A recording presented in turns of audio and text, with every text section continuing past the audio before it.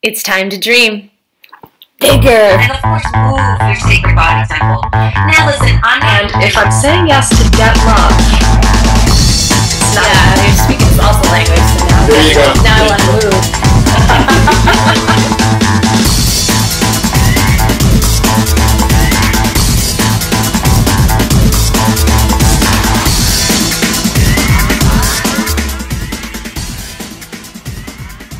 So I am so delighted to be interviewing today Lisa Marie Rosati. Lisa is a visionary, an intuitive, and a renowned transformational catalyst for women.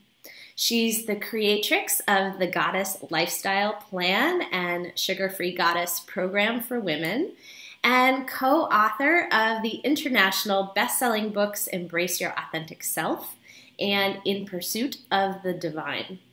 Lisa empowers spiritual women around the world on how to magically create an abundant life that they love by teaching them how to strategize and optimize each key area of their life. It's Lisa's life passion to help women experience a luscious goddess life, overflowing with red-hot passion, a vibrant health, entrepreneurial success, practical magic, sacred ritual, feminine mystery, spiritual connection, juicy fun, and prosperity. So a great big welcome to you, Lisa, to the Dream Bigger Extravaganza. Hooray! having me. It's great to be here. Great. I'm so glad you're with us. So to start, I like to go beyond the bio. So I wanted to ask you to share a bit about your own journey, if you would. And have you always felt like a goddess? I almost wanted to start cracking up after you said that. No, I did not. I was like, no. No. That's probably why I own it so much now, because I walk through the fire of discovering my divinity, discovering my inner goddess. I had a really I never fit in as a child. I was very awkward in school as far as what crowd I fit in with. I always had trouble with girls that were either jealous or mean. I was kind of ostracized. So that set up a whole snowball effect in my life where I really distrusted women. And, it was something once I kind of turned 16, 15, the boys started noticing me and I became much more, comfortable with men. And always have been comfortable with men, but not really like, oh, look at me, I'm so beautiful. It's just, I always got along better with men. I didn't trust women. I had this limiting belief around women. And, of course I was magical, but then life takes you away. Yeah, I was a magical child. And, you go to school and you have these horrendous experiences sometimes with bullying or being picked on, and you dim your light in order to fly under the radar. And that's very much what I did, and I blossomed, and I got the attention of men, and then I went in that direction, and I was loving the attention from men, and that made girls even more nasty because, boys would like me instead of them, and then it would be more. So it kind of like just magnified everything. So once I really came into my adulthood, and one night under the full moon of all things, I proclaimed something, and it came true, and I said, I think my magic came back. And then life took over and kind of extinguished again, because that was in my 20s. And then I found my magic again probably in my mid-30s. I started really coming into who I was. And I started really taking a look, instead of looking outside of myself for all of my answers, I started looking inward, which was something I avoided my entire life. I never wanted to go in. I never wanted to be quiet. I needed always people to entertain me, people to fill my soul so that my self-esteem would be good. It was all dependent on the outside world. And around my mid-30s, life beats you up a little bit, enough. You finally say, okay, I'm not feeling good about myself. I'm not feeling good about my life. What is going on? And I went in. And that's when the transformation occurred. That's when I got in touch with my divinity, my inner goddess, and everything started to shift on the outside world. It all starts with going in. Yeah, that's so powerful. Thank you for that. You know, I sometimes I connect with people who are in their 20s and dreading the 30s, and I'm like, why? Like, it's great. Yeah. Like, I couldn't wait personally for the 20s to be over. I was like, I'm good with this. Let's move on. I know myself. Like, let's do this on a whole new level. Okay. Great. So, but now you're in your goddess energy in a big way and helping others to connect with that, which is so full circle and so powerful. Oh, yeah. Yeah. And I healed my story with women many years ago through my work. It was just a life lesson. It was a sacred contract, and I believe I had to go through that to come to this place. I had to disconnect from the feminine to come back full storm to the feminine. And I have beautiful relationships with women now. Completely that story's healed and gone. And and through that, through my work, I heal it. It just reinforces the healing through my work. Yeah, yeah. So thank you for highlighting that, because I know that a lot of women relate to that. And it's not often, you know, we don't shine a light on it very often. I know I relate to it. I always had one female friend and like 10 male friends growing up. But yeah, to now have sisterhood is just huge. Huge. Yeah. So, so how do you define a present day goddess? What does that mean to you? Well, see, goddess is such a trigger word for women because they're like, me, I'm not a goddess. Well, what is really a goddess? Well, I'm going to say quite literally that I believe we're all little gods and goddesses. And, you know, not that Goddess Lifestyle Plan really truly teaches and believes that all paths lead to one. So it's never a religious conversation. But listen, here's the thing. Everybody can agree that we are the children of our God or goddess. We're divine children here on earth. So when I say I'm a goddess, I mean that literally. Like, I'm a little piece of the divine, and so are you, and so is every other woman. Yeah. So that's one way I look at it. We are all divine because we are born, we're miracles. We're here. We are literally pieces of the divine here on earth. Secondly, a goddess is nothing more than a woman who is constantly on the growing edges of her most powerful and healthy self. Ooh, that's so good. On the growing edges of her most powerful and healthy self. I love that, Lisa. Thank you. Thank you. Okay. Wow. I didn't mean to jump in and interrupt, but wow, no, please. That's good. Anything else you want to add to that about present day goddess? I mean, what makes it present? I don't know.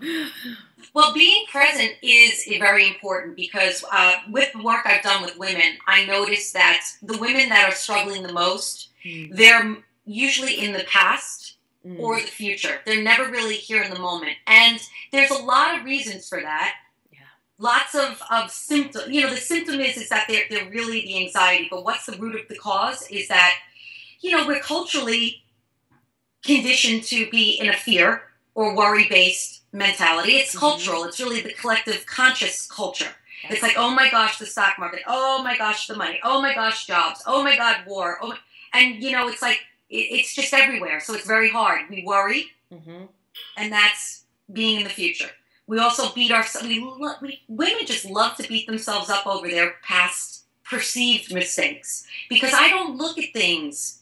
I don't look at my screw-ups, even the belly flops. I don't look at them as mistakes. I look at them as life lessons. Yeah, yeah. I like to break that word down personally, mistakes, right? Like, just take the judgment out of it. It's like, it was a mistake, and you get another take. That's it. Yeah, right on. Woo! Okay. Virtual high five.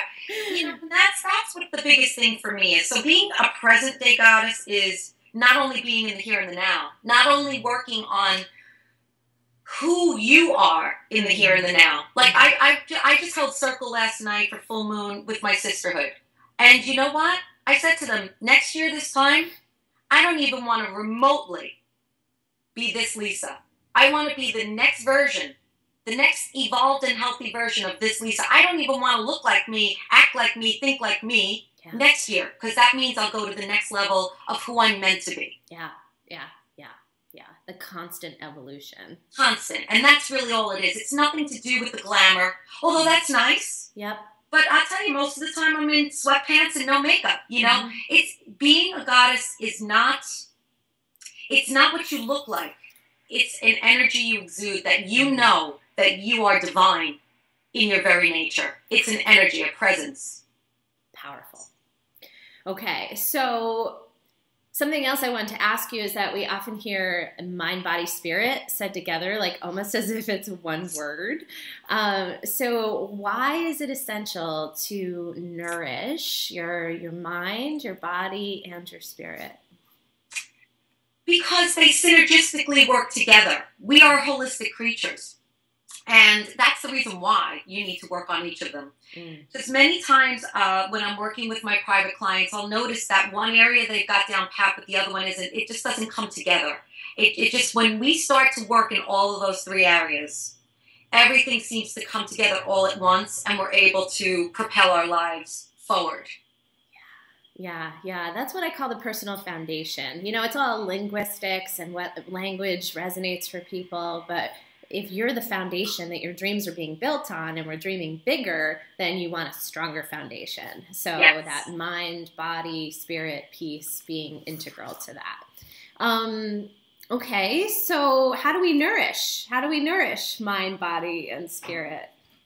Well, I have an interesting take on nourishment.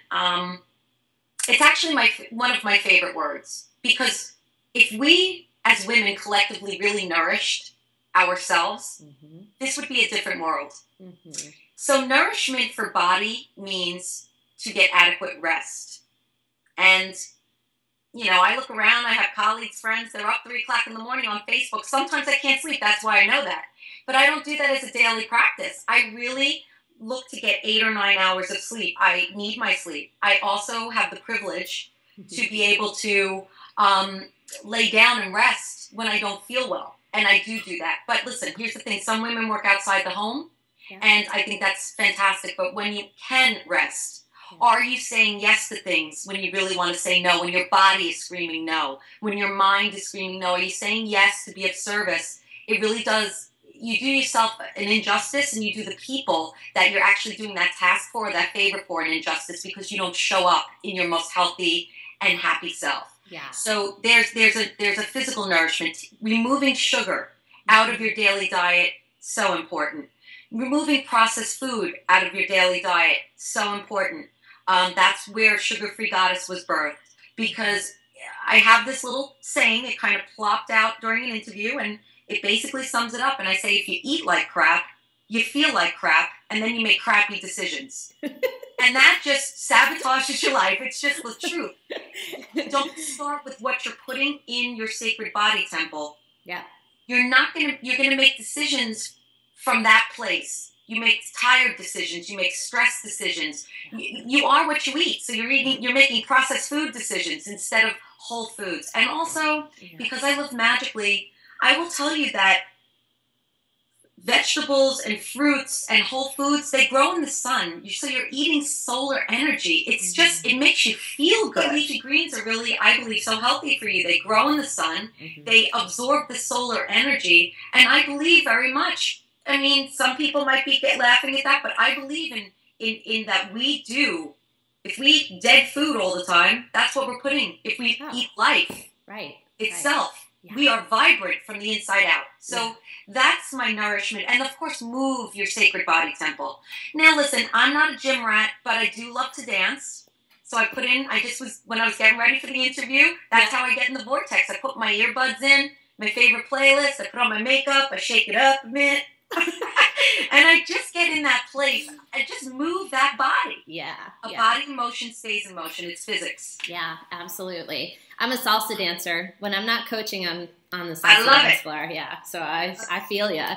Yeah, there's so much synergy here. Okay, so how about the mind? Tell us a little bit about nourishing this mind.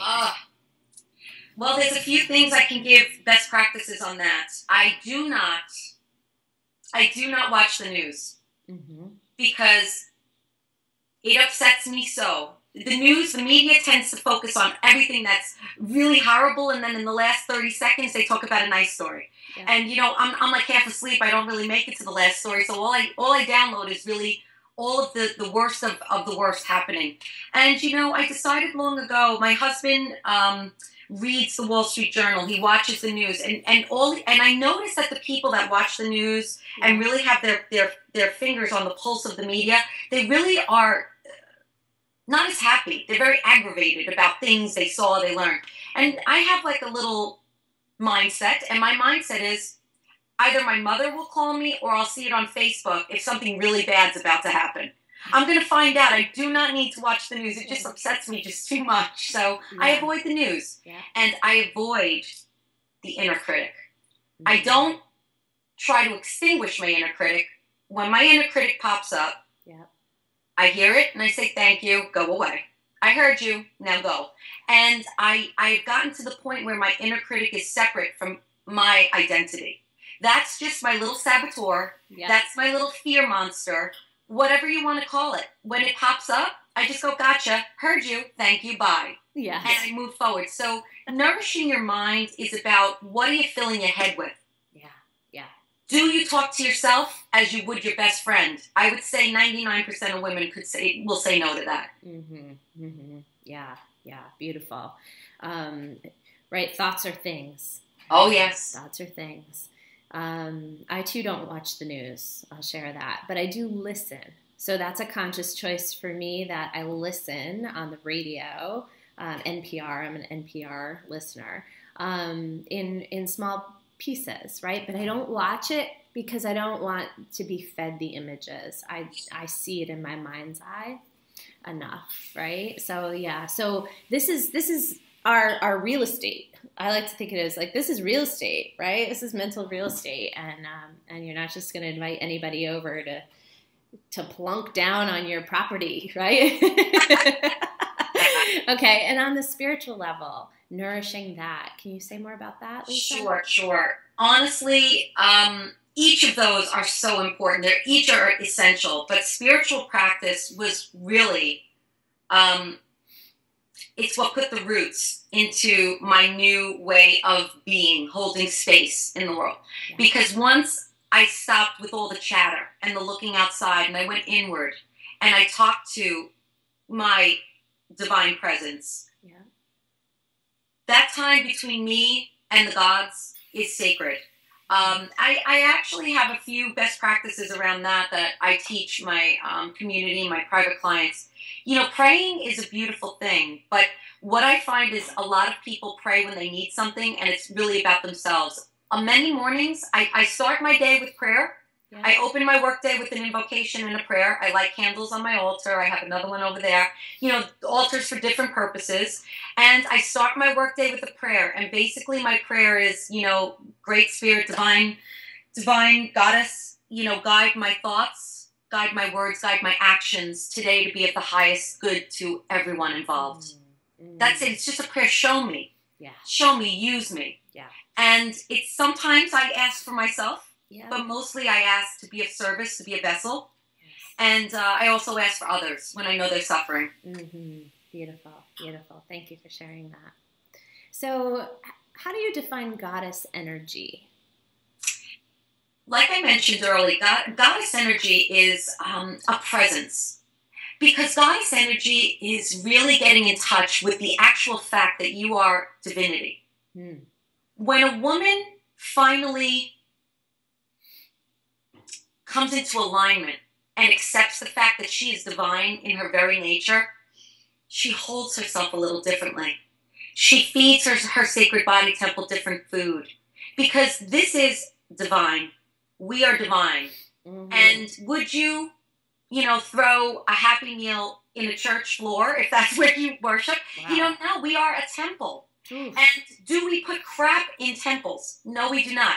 So goddess energy is when you really get in touch with, you tap into, and I have chills, so I know the divine is like saying, yes, yes, yes. As do I. Man, you start to speak differently. You start to put up proper boundaries with yourself and others. You start to feed that sacred temple because this is divine. Fierce. there's a fierce power in what you're saying, and I love that question. Would you throw a Happy Meal on the floor of a temple? I mean, obviously that's ludicrous.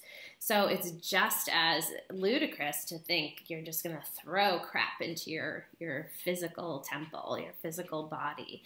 Wow, so powerful. Woo! So, I know. I got the chills going. Me too. So what foods and lifestyle choices, we talked a little bit about this, but what lifestyle choices are zapping that goddess energy? Can you say even more about that? Well, for me, everybody is different. So everybody's physiology is different. We really are very bio-individual. And even though I have a process, I tweak it sometimes when I work privately, but not one thing works for everybody. We're not a one-size-fit-all type of thing. Right. But for me, obviously, opening up a box in a bag all the time is just really not, it's not healthy. Any way you slice it for anybody. That's good. Removing gluten from my daily diet. That's not to say I don't eat bread, because I keep sugar out. So grains turn to sugar. Whole grains turn to sugar, starches turn to sugar, even excess fruit is not a good thing. You know, very high glycemic fruits. So I try to keep my blood sugar very stable so that I have constant, like, steady energy throughout the day. You know, I allow myself 1 to 2 cups of coffee in the morning. I try to keep balance in my life. I definitely party. I'm a work hard, play hard kind of girl, but then you need that time to balance that. Yeah. So for me, I removed gluten from my daily diet. Yeah. I removed starch from my daily diet because after 40, I started noticing that my weight was creeping up 1 to 2 pounds a month. But meanwhile, at the end of the year, that's 12 to 24 pounds. Yeah. It's significant. And I'm 5 foot tall on like a day when I'm stretching myself tall. You know, I'm barely 5 foot. Yeah. So that to me would be a tremendous amount of weight. And I said, what do I need to do to reverse this? I also started feeling crappy. I was feeling lethargic. Of course, my hormones were declining. These are all natural progressions as we age. Right. So I started to remove starch and sugar out of my diet, and the weight fell off, and I felt better. I have consistent energy, and I make sure I eat whole foods, raw whole foods. I'm not a raw foodist, but I mix that in because I want to eat life. I want to eat solar energy. I want that glow from the inside out. Beautiful. And you have it, my dear. Thank you. Okay, great. So tell us more, if you would, about sacred practice, because I know those watching who are listening and saying, okay, I came to this this interview knowing I'm divine, or I came to this interview and now I'm starting to feel like maybe there's something here for me and I can embrace this on a deeper level and I want to put this into practice. So what is it about sacred practice that's so important for personal power and creating magic in your life? The way that I teach magic, you know, it's funny because I just want to kind of talk to this a second or two. Because magic is such a trigger word too, especially within the major organized religion. It's like, ooh, the dark arts, this, that. No, like everything, there's a shadow aspect and a light aspect. Yeah. Life magic is something that, it's the simplest things. For me, it's smelling, being present and whiffing a gorgeous rose or a lilac. It's the moment my child, my favorite things with those baby belly laughs, like they would just crack up and it would just be that different laugh and you knew that they were laughing from their soul. Yeah. That is life magic. Yeah. The thing about women today, we have so many balls in the air. We are doing so much. We went out into the workforce and we're still trying to be present for family life. I think it's wonderful. I think women should be empowered and do all these things. But listen, how many balls can you have in the air before something gives? And the thing that I see giving eventually is a woman's health. It degrades, you know, their sacred body temple starts to degrade. Their health, their mental health, the whole thing. But what I really see happening before that, one of the symptoms is not being present.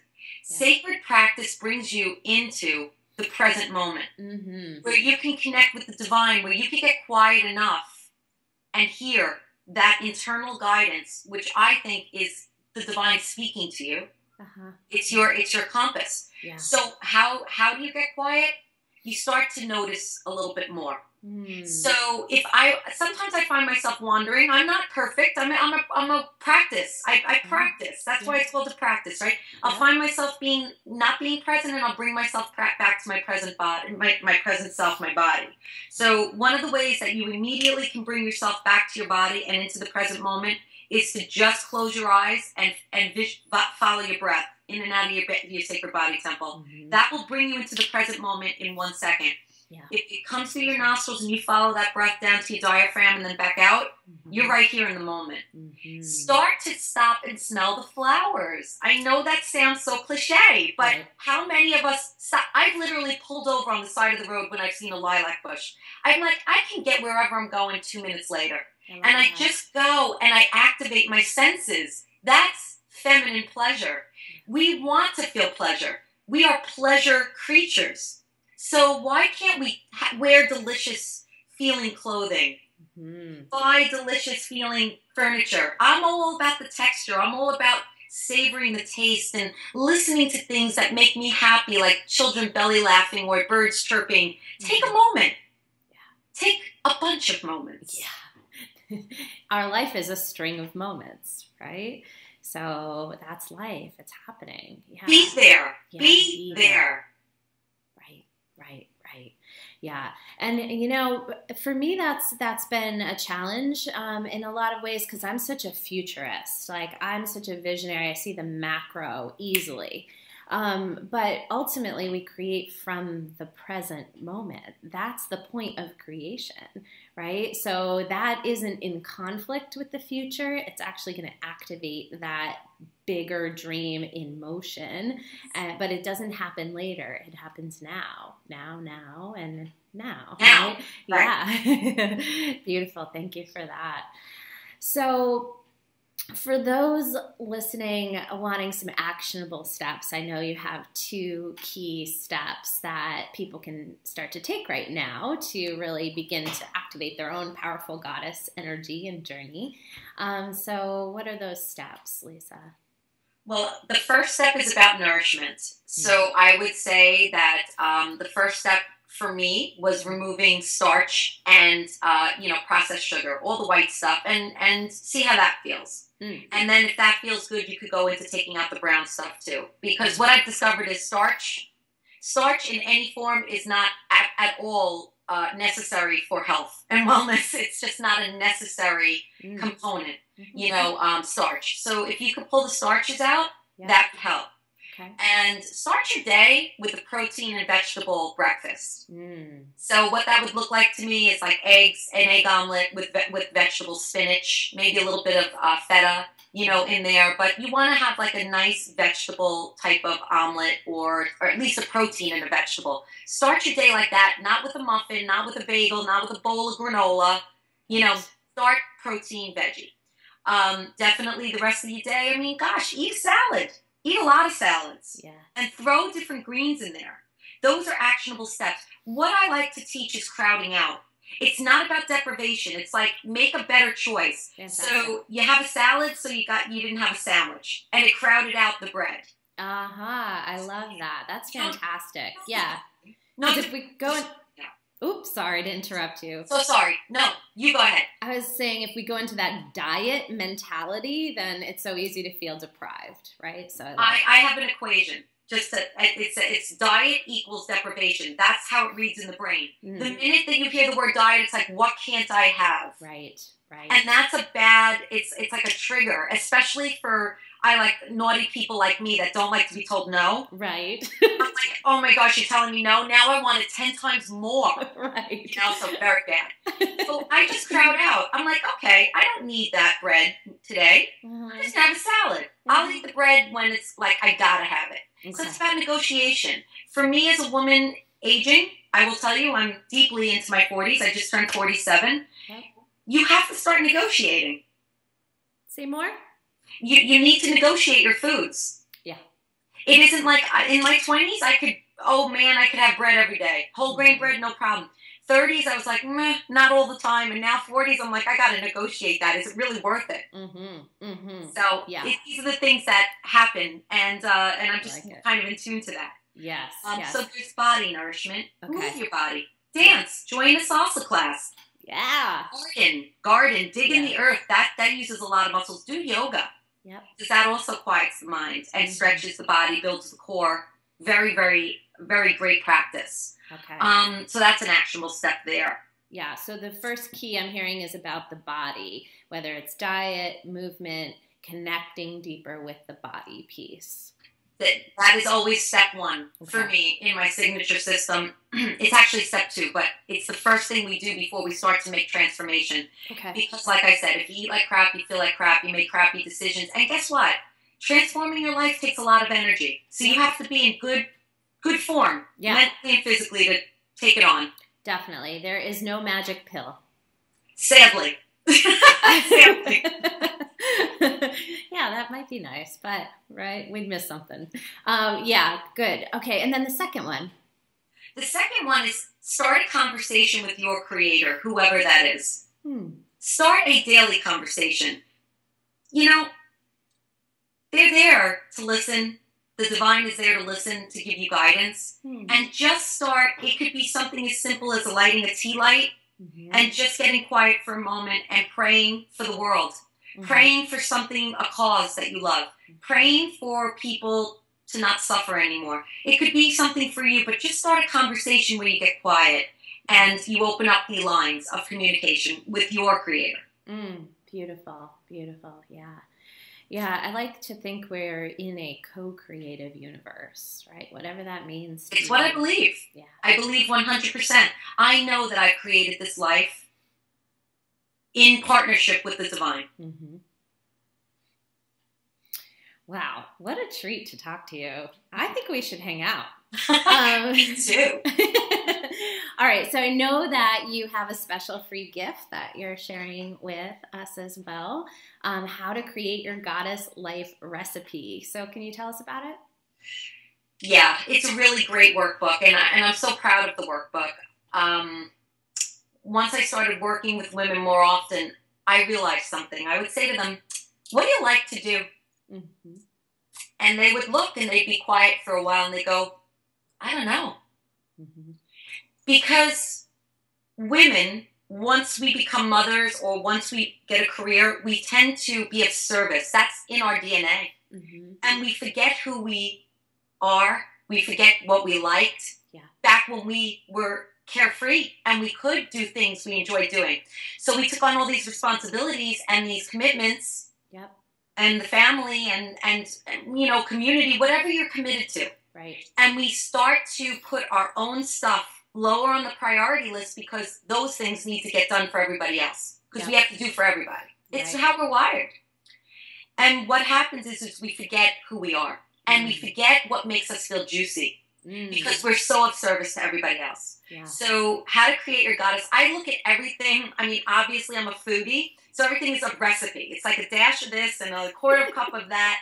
So, you know, every woman is unique like a snowflake. So her goddess life recipe is different than somebody else's. Yours is different from mine. But these are the things. This workbook helps you go through and determine what did you love doing. Sometimes I say, well, did you paint? I did paint. I loved painting. Why didn't you paint? I don't have time.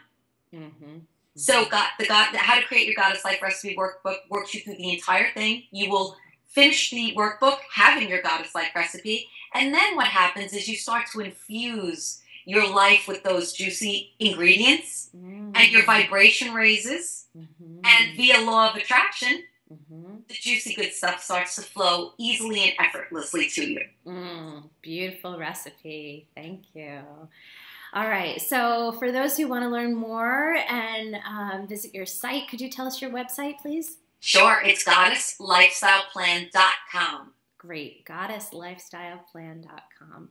Lisa, thank you so much for all of this juicy information that you've shared today and for your time. I know you have so much, all the balls that you're juggling, right? So good for you. Thank you so much for being here. Thank you so much for having me and giving me the opportunity to speak to your community. I really appreciate you.